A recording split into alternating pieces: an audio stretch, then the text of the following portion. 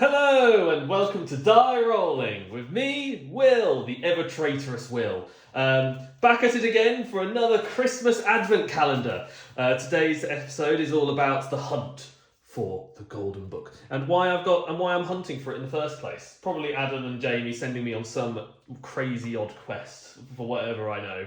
But as we start with all episodes, we have to go through a lovely little booklet that they give us to tell us how to go through the story.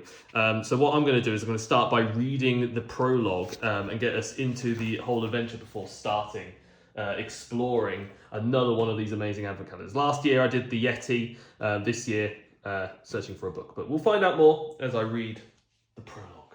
An icy wind is blowing in your face. You wrap tighter in your coat and pull your scarf up over your nose. Thick snowflakes fall from the gloomy clouds above. You are rushing home to wait for the oncoming snowstorm from the safety of your sofa with a cup of tea. With your shopping bag clenched tightly in your hand, you make your way through the crowds. Everyone else seems to be rushing home too, bundled up against the snow and heads down as they pass you on the busy street. The wind whirls the snow through the air, and you pick up your pace as your front door comes into sight. From the darkness, someone crashes into your shoulder and you begin to slip on the icy path. You stagger upright and you turn to complain, "Hey, you!" But the figure has already hurried off into the dusk, and you catch a glimpse of a slightly chubby man in a red coat before he disappears around the corner. "How rude!" you mutter, shaking your head, and pick up your bag and rubbing your sore shoulder, making your way towards your door. At home, you are welcomed by the cozy warmth and a scent of vanilla biscuits. Happily, you peel yourself out of this thick winter clothes and boots. Luckily, you made it home before the weather got worse. Now you can settle down with a cuppa and that escape room that your friend recommended. You always get excited about riddles. But wait! What's that? Something is flickering in your living room. Is something on fire? Anxiously, you rush into the room. Fortunately, the only flickering is from one of the candles in your advent wreath. Nevertheless, a chill runs down your spine. You cannot remember lighting the candle, but who else could it have been? It would have been pretty odd to break into a house and just light one candle on the advent wreath. You giggle a little nervously. How careless of you. A candle left unattended.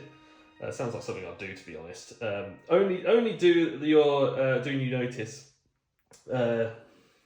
do you notice the letter propped by the front of your wreath. So someone was here after all. But who? And what do they want? Your heart beats faster. Curiously, you step closer, and with shaking hands, open the envelope. "My dear friend, please excuse my intrusion into your home. I had no choice, as I am in dire straits and running out of time. You will understand why in a moment.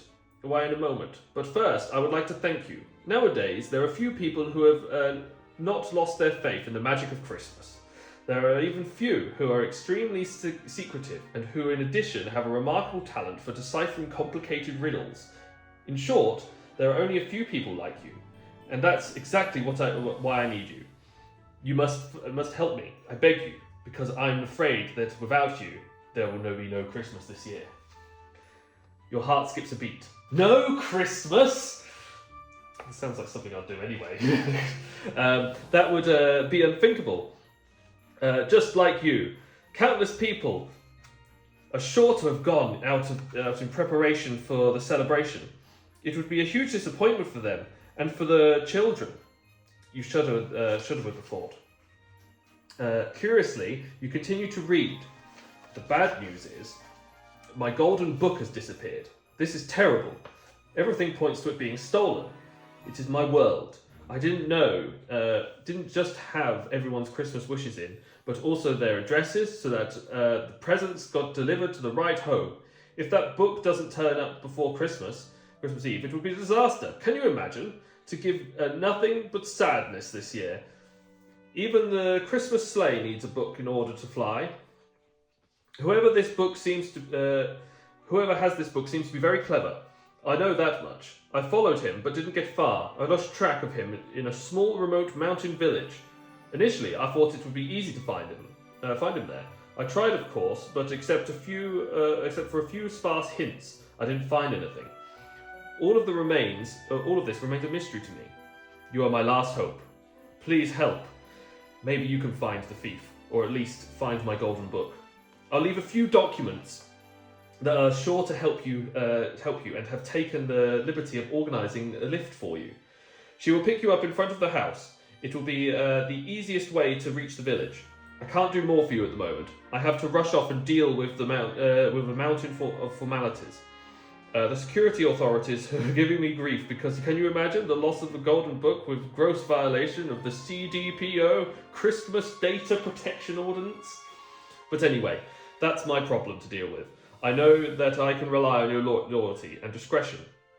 Please help me save Christmas. I wish you every success with speedy Christmas greetings. The signature is smudged and illegible, but you can figure out who wrote it. When you were a child, people would convince you that there was no Santa Claus. But here's the proof. Right, in black and white. In a personal letter to you, no question about it. Of course that you will try and help him. I'm going to save Christmas. It's not going to go well if I'm the one saving Christmas, but we'll give it our best shot.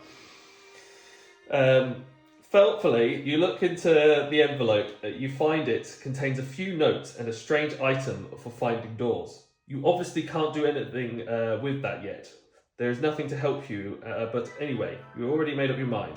You won't miss out on an adventure. You look out of your window. The wind seems to have subsided, but the thick flakes are still falling from the sky. You blow out the candle on your advent wreath, pack up a few important things, and head outside.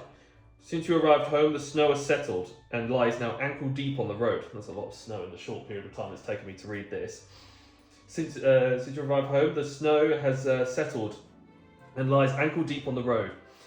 The road now seems empty and hardly any people through it though it does seem hard to see through in the snowstorm anyway. Where was your lift to the village? Suddenly you hear a sound of bells close by. In disbelief, you spy a little horse-drawn sleigh turning into your road. It's one surprise after another today, but a horse?